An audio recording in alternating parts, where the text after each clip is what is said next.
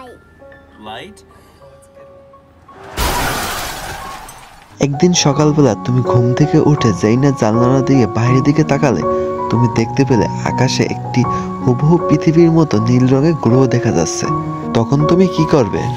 হ্যাঁ, এই দৃশ্যটি তুমি একা নয়, পৃথিবীর সকল মানুষরাই দেখতে পাচ্ছে। এই দৃশ্যটি দেখে গোটা পৃথিবীর মানুষ তো পুরোই অবাক। হ্যাঁ, বিজ্ঞানীরা খুঁজে পেয়েছে পৃথিবীর মতো হুবহু দেখতে একটি গ্রহ, যেটা কিনা পৃথিবীর দিকে ক্রমশ এগিয়ে আসছে। এই খবরটি শুনে একটা মেয়ের জীবন পুরোপুরিভাবে বদলে যায়। শুধু এই মেয়েটি নয়, তার সাথে ছিল একটি পরিবার। তো বন্ধুরা, চল আজ ঘুরে আসা যাক একটি ইউনিক সাইফাই মুভির গল্প থেকে, অ্যানাদার আর্থ। মুভিটি শুরু করা হয় 17 বছর একটি মেয়েকে দেখিয়ে, যার নাম ছিল রোডা। রোডা ছোটবেলা থেকে মহাকাশে কি ঘটছে না ঘটছে তা সম্পর্কে রিসার্চ করত ইন্টারনেটে। সেই সময় থেকে রোডা মহাকাশের উপরে একটি অদ্ভুত আকর্ষণ ফিল করে। রোডা এখানে MIT নামক নামকরা একটি বিশ্ববিদ্যালয়ে বিজ্ঞান এবং প্রযুক্তি নিয়ে পড়ালেখা করছে। MIT আসলে বড় একটি ইউনিভার্সিটি, যেখানে সবাই লেখাপড়ার চান্স পায় না। যেহেতু রোডা চান্স পেয়ে গেছে, তাই তার বন্ধুদেরকে নিয়ে পার্টি দিচ্ছে। পার্টিতে আসলে অনেক বেশি ড্রিঙ্ক করা হয়ে গেছে রোডার। সেই মাতাল অবস্থায় গাড়ি ড্রাইভ করতেছিল। গাড়ির রেডিওতে সে প্রথমবারের মতো শুনতে পায় মহাকাশ বিজ্ঞানীরা নাকি নতুন একটি গ্রহ খুঁজে পেয়েছে, সেটা নাকি হুবহু পৃথিবীর মতো দেখতে, এমনকি সেখানে নাকি মানুষও বসবাস করে। রোডা এখানে খানিকক্ষণের জন্য গাড়ির জানালা দিয়ে আকাশের দিকে তাকায়। সে দেখতে পায়, হ্যাঁ সত্যিই তো, আকাশে একটি নীল রঙের তারা দেখতে পাওয়া যাচ্ছে না? হ্যাঁ, এইটাই হলো সেই গ্রহটা। যেহেতু সে মাতাল অবস্থায় ছিল, তাই সুস্থ মানুষের মতো তার মাথাটি কাজ করছিল না। রেডিওর কথাগুলো শুনে সে আরো স্পিডে গাড়ি চালাতে থাকে আর জানালা দিয়ে সেই গ্রহটি দেখতে থাকে। অন্যদিকে দেখা যায় একটি লোক তার স্ত্রী এবং সন্তানকে নিয়ে কোথাও একটা যাচ্ছিল। তাদের গাড়িটি সিগন্যালে এসে দাঁড়ায়, আর ঠিক তখনই রোডা গাড়িটি অপর দিক থেকে এসে সিগন্যালে দাঁড়িয়ে থাকা সেই গাড়িটাকে সজোরে ধাক্কা মারে। এই ঘটনাটির কিছুক্ষণ পরে রোডার জ্ঞান ফিরে আসে।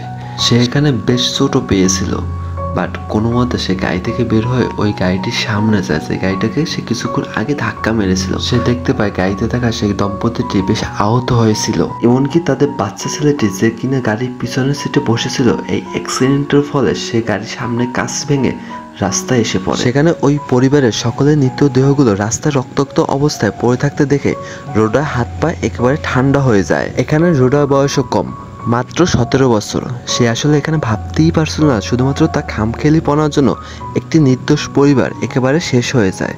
এরপরে এখানে পুলিশ চলে আসে। এখানে রোডার কাছে গাড়ি চালানোর লাইসেন্স না থাকা, মাতাল অবস্থায় গাড়ি ড্রাইভ করা এবং একটি নির্দোষ পরিবারকে মৃত্যুর দিকে ঠেলে দেওয়ার জন্য তার 4 বছরের সাজা হয়। সময়ের সাথে সাথে 4 বছর কেটে যায়। রোডা 4 বছর পরে ছাড়া পায়।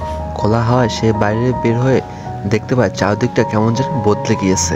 আর ওইদিকে দেখা যায় সে যে একটা নতুন গ্রহ দেখেছিল, সেটা পৃথিবীর অনেক কাছে চলে এসেছে। এমনকি খালি চোখে সকালবেলা আকাশের দিকে তাকালেও একদম স্পষ্টভাবে ওই গ্রহটিকে দেখা যায়। বিজ্ঞানীরা এই গ্রহটির আলাদা একটা নামও দিয়েছে, যেটি হলো আর্থ-2, যার বাংলা অর্থ হলো দ্বিতীয় পৃথিবী। সে এখানে কিছুক্ষণ ওই গ্রহটির দিকে তাকিয়ে থাকে। এরপরে তার মা এবং ভাই এসে তাকে সঙ্গে করে নিয়ে চলে যায়। এই 4 বছরে শুধুমাত্র রোডার জীবনই পাল্টায়নি, সেও পুরোপুরি বদলে গিয়েছে। জেল থেকে বেরিয়ে এলেও সে মনে মনে এখনো অপরাধ বোধে ভোগে। তার শুধু মনে হয় এই 4 বছরে তার আশেপাশের মানুষগুলো কেমন জানি বদলে গিয়েছে। আমার মা, বাবা, ভাই শুধুমাত্র আমাকে একজন জেলখাটা আসামি হিসেবেই দেখে। পুরনো সব কথা, পুরনো সব স্মৃতিগুলো তাকে যেন সবসময় তাড়া করে বেড়ায়। চারপাশে সবকিছু যেন বারবার চিৎকার করে একটা কথাই বলে, তুমি খুনি। রোডা এখানে নিজের রুমেও থাকে না, সে চিলেকোঠার একটি রুমে গিয়ে থাকতে শুরু করে। একদিন সে সেই জায়গায় যায় যেখানে 4 বছর আগে সে অ্যাক্সিডেন্টটি হয়েছিল, এবং ঠিক তখনই সে দেখে একটা গাড়ি এসে সেখানে দাঁড়ায়। বাচ্চাদের একটি খেলনা সেখানকার থাকা একটি ল্যাম্পপোস্টের নিচে রেখে চলে যায়। রোডা এখানে বুঝতে পারে ওই দিন অ্যাক্সিডেন্টে যে বাচ্চা ছেলেটি মারা গিয়েছিল, তার স্মৃতির উদ্দেশ্যেই এই খেলনাটি কেউ একজন এখানে রেখে গেল। এখানে রোডার কিছুটা খটকা লাগে, কারণ সে জানতো ওই অ্যাক্সিডেন্টে সেই পরিবারের সকলেই মারা গিয়েছিল। এরপর সে বাড়িতে ফিরে আসে এবং তার ল্যাপটপ নিয়ে ইন্টারনেটে ঘাটাঘাটি করতে শুরু করে জন বারোস নামের একজন ব্যক্তির, মানে সেই অ্যাক্সিডেন্টে যে ব্যক্তিটি গাড়ি ড্রাইভ করছিল তার নাম ছিল জন বারোস। তো তার সম্পর্কে ঘাটাঘাটি করে অনেকটা জানতে পারে যে এই অ্যাক্সিডেন্টের পর সে পুরো 1 বছর কমায় ছিল, এবং 1 বছর পরে সে কোমা থেকে ফেরত আসে। এরপর রোডা ইন্টারনেটে ঘাটাঘাটি করে ওই ব্যক্তিটির ঠিকানা বের করে ফেলে। সে মনে মনে ঠিক করে যতক্ষণ না সে সরাসরি গিয়ে ওই ব্যক্তিটির কাছে সে ক্ষমা চাচ্ছে, সে নিজেকে নিজে ক্ষমা করতে পারবে না। এরপর রোডা ওই ব্যক্তিটির ঠিকানা অনুযায়ী জনের বাড়িতে চলে যায়। জানালা দিয়ে যখন জনকে দেখছিল তার মনে একটি মোচড় দিয়ে ওঠে। ক্ষমা চাওয়ার শক্তিটিও তার কাছে নেই। সে ওখান থেকে আজকের মতো চলে আসে। এদিকে রোডার মানসিক অবস্থাও দিন দিন অবনতির দিকে যাচ্ছে। এখানে রোডা নিজেকে শেষ করার সিদ্ধান্ত নেয়।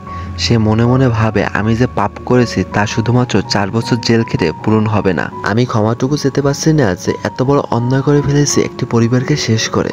শুধুমাত্র 4 বছর জেল খেটে আমার এই শাস্তি পূরণ হয়নি, সুতরাং আমার এই পাপে প্রাপ্য শাস্তি হলো মৃত্যু। এই কথাটি বলে তার পরনে সমস্ত জামাকাপড় খুলে বরফের উপর শুয়ে পড়ে। এদিকে রাত কেটে ভোর হয়ে যায়। তার সমস্ত শরীর জমে একেবারে কাঠ হয়ে যায়। সে ঠান্ডায় কাঁপতে থাকে। এর মধ্যে সে সেন্সলেস হয়ে পড়ে। তার জ্ঞান ফিরে একটি হাসপাতালে। কোনো একজন সচেতন ব্যক্তি তাকে এই অবস্থায় পড়ে থাকতে দেখে তাকে হাসপাতালে নিয়ে এসেছে। সে চিন্তা করে, হায় রে, কি ভাগ্য আমার, মৃত্যু আমাকে সায় দিচ্ছে না, এত বড়ই পাপ করে ফেলেছি আমি। ইতিমধ্যে আর্থ অন মানে আমাদের পৃথিবী থেকে আর্থ টু সেই দ্বিতীয় পৃথিবীতে যোগাযোগ স্থাপনের চেষ্টা করা হয় এবং ওই পৃথিবীকে নিয়ে একটি আর্টিকেল লেখা প্রতিযোগিতা করে বড়সড় একটি সংস্থা। যার প্রতিবেদনটি সবচেয়ে বেশি ভালো হবে তাকে ওই পৃথিবীতে ঘুরতে যাওয়ার সুযোগ করে দেওয়া হবে। রোডা এই আর্টিকেলটি দেখে সেই প্রতিযোগিতায় অংশগ্রহণ করে এবং একটি আর্টিকেল লিখে সাবমিট করে দেয়। এদিকে দেখা যায় রোডা কিছুদিন পরে আবার জনের বাড়িতে যায়। এবারও সে জনকে সত্যি কথা বলতে পারে না, বরঞ্চ সে বলে, স্যার, আমাকে একটি ক্লিনিং কোম্পানি থেকে পাঠানো হয়েছে। আমরা বাড়ি বাড়ি গিয়ে ফ্রিতে তাদের ঘর পরিষ্কার করে দিই। যদি আপনার আমার ঘর পরিষ্কারটি পছন্দ হয় তাহলে আপনার ঘর পরিষ্কার করার জন্য আমাকে রাখতে পারে। শুরুতে রাজি না হলেও পরে সে রাজি হয়ে যায়। এমনিতেও জনের বাড়ির খুব খারাপ অবস্থা আর পরিবার হারানোর শখে সে সারাক্ষণ মদ খেয়ে পড়ে থাকে। রোডার বাড়ি পরিষ্কার করা জনের খুব পছন্দ হয়। এরপর প্রতি সপ্তাহে রোডা জনের বাড়ি পরিষ্কার করতে যায়। আসলে তার পরিকল্পনাটি ছিল সে কখনো না কখনো সত্যি কথাটি বলে জনের কাছে ক্ষমা চাইবে, কিন্তু সেটা সে পারে না। এখানে তাকে ঘর পরিষ্কার করার জন্য জন তাকে যে চেকগুলো দিত সেগুলো সে ছিঁড়ে ফেলে দেয়, কারণ সে জনের কাছ থেকে কোনো ধরনের অর্থ নিতে চায় না। এরপরে নিউজে দেখানো হয় বিজ্ঞানীরা দ্বিতীয় পৃথিবী নিয়ে এমন কিছু তথ্য বের করে ফেলে যেগুলো পৃথিবীর মানুষদের হুঁশ উড়িয়ে দেয়। এখানে বিজ্ঞানীরা রিসার্চ করে এইটা জানতে পারে যে এই পৃথিবীতে যতজন মানুষ রয়েছে তার যমজ একটি ভার্সন রয়েছে ওই পৃথিবীতে। আরও সহজে বোঝাতে গেলে আমার মতো হুবহু একজন মানুষ সেই দ্বিতীয় পৃথিবীতেও রয়েছে, মানে আর্থ টুতে।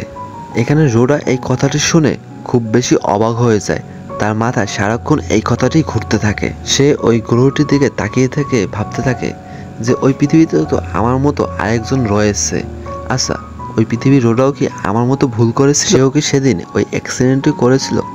আচ্ছা, দ্বিতীয় পৃথিবীর রোডার সাথে যদি তার কখনো দেখা হয় সে তাকে কি বলবে, কি জিজ্ঞাসা করবে? এই কথাগুলো সারাক্ষণ ঘুরতে থাকে তার মাথায়। এর মধ্যে রোডা জনের বাড়িতে কাজ করতে করতে জনের রোডাকে অনেক বেশি ভালো লেগে যায়। তাদের মধ্যে একটা সম্পর্ক সৃষ্টি হয়। আসলে জন তার পরিবার হারানোর শোকে এতদিন একা একা জীবনযাপন করছিল। এত বছর পর যখন রোডাকে পায় তার রোডাকে অনেক বেশি ভালো লেগে যায়। তারা অনেক বেশি কাছাকাছি চলে আসে। রোডা আবার জনের বাড়ি পরিষ্কার করার পাশাপাশি জনেরও অনেক বেশি খেয়াল রাখছিল। এত কিছুর মাঝে হঠাৎ করে জন একদিন বলে ওঠে, জানো রোডা, আমার পরিবারকে আমি অনেক বছর আগে একটা দুর্ঘটনায় হারিয়ে ফেলি। আসলে ওই দুর্ঘটনাটা একটা লোক করেছিল, মানে একটা মেয়ে করেছিল। যদি ওই মেয়েটাকে আমার সামনে পাই তাহলে জানি না আমি কি করব, হয়তো ওই মেয়েটাকে আমি খুন করে ফেলবো। এই কথাটি শুনে রোডা অনেক বেশি ঘাবড়ে যায় এবং সঙ্গে সঙ্গে ওখান থেকে বেরিয়ে চলে আসে। এর মধ্যে সেই সংস্থা থেকে রোডার কাছে কল আসে। তারা যে একটা স্পেসশিপের ব্যবস্থা করেছিল দ্বিতীয় পৃথিবীতে ঘুরতে যাওয়ার জন্য, সেখানে চাইলেই তাদের সাথে রোডাও ঘুরতে যেতে পারে। এই কথাটি শুনে রোডা অনেক বেশি খুশি হয়ে পড়ে, কারণ ছোটবেলা থেকে রোডার মহাকাশ সম্পর্কে অনেক বেশি আগ্রহ ছিল। অন্য কোনো গ্রহে যাবে, সে অন্য কোনো গ্রহে কালচার এবং সভ্যতা সম্পর্কে জানবে, এইসবই মাথার ভিতরে ঘুরতেছিল তার সারাক্ষণ। আর তার ছোটবেলার স্বপ্ন, তার সারা জীবনের স্বপ্ন এখন সত্যি হতে যাচ্ছে। এই কথাটি শুনে রোডা অনেক বেশি খুশি হয়ে যায়। অনেকদিন পরে রোডার মুখে একটু হাসি দেখা যায়, কিন্তু জন তাকে যেতে বারণ করে, কারণ রোডা আসার পরে জনের জীবনটা আগের মতো হতে শুরু করেছে। আর ঠিক এই সময় যদি সে চলে যায় তাহলে জন কিভাবে বাঁচবে? জন এখানে বারবার রোডাকে অনুরোধ করে বলে, রোডা, আমাকে ছেড়ে যেও না, আমি কিভাবে বাঁচবো বলো তো? এই কথাগুলো শুনে রোডার চোখের সামনে সেদিনে কার অ্যাক্সিডেন্টের কথা চোখের সামনে ভেসে ওঠে। এরপর রোডা এখানে ভাবে আজকে সে পিছিয়ে যাবে না, জনকে আজকে সে সব সত্যি কথা বলবে। তারপর জনকে বলে, আচ্ছা জন, তোমাকে আজকে আমি একটা কাহিনী শোনাবো, এরপরে যদি তুমি আমাকে যেতে বারণ করো তাহলে ঠিক আছে, আমি যাব না। এই কথাগুলো বলতে বলতে রোডার চোখে পানি চলে আসে। সে ঠান্ডা গলায় বলে, এই গল্পটা একটি মেয়ের ব্যাপারে। আসলে মেয়েটা খুব অবুঝ ছিল, সে খামখেয়ালি জীবনযাপন করত। একদিন সে হঠাৎ করে অনেক বড় একটা অপরাধ করে ফেলে। তার করা অপরাধটির জন্য সে শাস্তিও ভোগ করে, এমনকি সে পরিবারের কাছে সে যে ক্ষমা চাইতে চায়, বাট ভিতর থেকে সে এতটা পরিমাণে ভেঙে পড়েছে তার ক্ষমা চাওয়ার শক্তিটুকু তার মধ্যে ছিল না। দিনের পর দিন সেই লোকটাকে সে মিথ্যা কথা বলে গিয়েছে। আসলে সে মিথ্যা কথা বলেছে সেই লোকটা কোনো ক্ষতি করার জন্য নয়, আসলে সেই লোকটাকে সে অনেক বেশি ভালোবাসতো। আচ্ছা জন, তুমি জানো সেই মেয়েটাকে? সেই মেয়েটা হলো আমি সেই মেয়ে যে তোমার পুরো পরিবারের মৃত্যুর জন্য দায়ী। সেদিন তোমার গাড়ির অ্যাক্সিডেন্টটা আমার গাড়ির সাথেই হয়েছে। জন এখানে ভীষণ রেগে যায় এবং তাকে চিৎকার করে বলে, তুমি এখান থেকে চলে যাও। রোডা এরপর এখান থেকে উঠে চলে যায়। সেদিন সন্ধ্যাবেলা সে টিভিতে নিউজ দেখে আর সে জানতে পারে যতই দিন যাচ্ছে মহাকাশ বিজ্ঞানীরা সেই নতুন পৃথিবীটিকে নিয়ে তারা একটার পর একটা নতুন তথ্য পাচ্ছে। সেখানে বিজ্ঞানীরা নতুন একটি ধারণা বা থিওরি নিয়ে কথা বলছিল, যার নাম হলো ব্রোকেন মিরর হাইপোথিসিস। এখানে বিজ্ঞানীরা বলেছে দ্বিতীয় পৃথিবীর সাথে আমাদের পৃথিবীর জীবনযাত্রা একবারে মেলে না। হয়তো আমাদের ডুপ্লিকেট একটা কপি, মানে আমাদের মতো হুবহু দেখতে কেউ একজন ওই জায়গায় আছে, বাট আমরা এই পৃথিবীতে যা করছি, আমরা এই পৃথিবীতে হয়তো বাজার করছি, ওই পৃথিবীতে হয়তো সে ঘুমাচ্ছে বা যে কোনো একটা কিছু করছে। আমাদের সাথে জীবনযাত্রা তাদের সাথে কোনো ধরনের মিল নেই। আর এই থিওরি নামে দিয়েছে বিজ্ঞানীরা ব্রোকেন মিরর হাইপোথিসিস। দ্বিতীয় পৃথিবীর মানুষেরা আমাদের মতো দেখতে হুবহু এক হলো সেখানকার পৃথিবীর মানুষেরা আমাদের থেকে পুরোপুরি ভিন্নভাবে জীবন কাটায়। এই কথা শুনে রোডা সে যে দ্বিতীয় পৃথিবীতে যাওয়ার জন্য একটা টিকিট পেয়েছিল সেটা নিয়ে জনের বাড়িতে সঙ্গে সঙ্গে চলে যায়। জন আসলে এখানে তাকে ঢুকতে দিতে চাইছিল না। সে কোনো মতে জানলা দিয়ে তার ঘরের ভিতরে প্রবেশ করে এবং তাকে সে বুঝাতে শুরু করে যে আমি একটা টিকিট পেয়েছি, মানে তুমি ওই কান্ট্রিতে তুমি যাইতে পারো, মানে দ্বিতীয় পৃথিবীতে তুমি যেতে পারো। কিন্তু এখানে জন কিন্তু তার উপরে অনেক বেশি রেগেছিল, তাকে গলা চেপে ধরে এবং তাকে অনেক বেশি বকাবকি করে। সেখানে বলছিল যে তুমি আমার সামনে থেকে চলে যাও, তুমি যদি আমার সামনে থাকো আমি তোমাকে হয়তো মেরে ফেলবো। এই কথাটি শুনে রোডা এখান থেকে চলে যায়, বাট তাকে বলে এই নাও টিকিট, তুমি চাইলে সেই দ্বিতীয় পৃথিবীতে যেতে পারো। কিন্তু এখানে আরেকটা থিওরি আছে যে এই পৃথিবীর লোক ওই পৃথিবীর সাথে যদি হুবহু নাই মিলে তাহলে আমার যে ওয়াইফ, মানে এই জায়গায় জনের যে ওয়াইফ, তো ওইখানে তার ওয়াইফ তো অন্য কেউ হইতে পারে। আবার তার ওয়াইফকে যদি সে খুঁজেও পায় ওই পৃথিবীতে গিয়ে, তাহলে সে হয়তো এটাও হইতে পারে যে তার ওয়াইফ হয়তো অন্য কারো ওয়াইফ, বা তার ওয়াইফ আগে থাকতে মারা গিয়েছে কোনো একটা দুর্ঘটনায় বা ন্যাচারালি ভাবে, যে কোনো একটা কিছু হইতেই পারে। হয়তো বা ওখানকার থাকা রোডা ওই দিনকার গায়ে নিয়ে বেরই হয়নি, মানে ওই দিনকার থাকা রোডার জীবনযাত্রা আলাদা।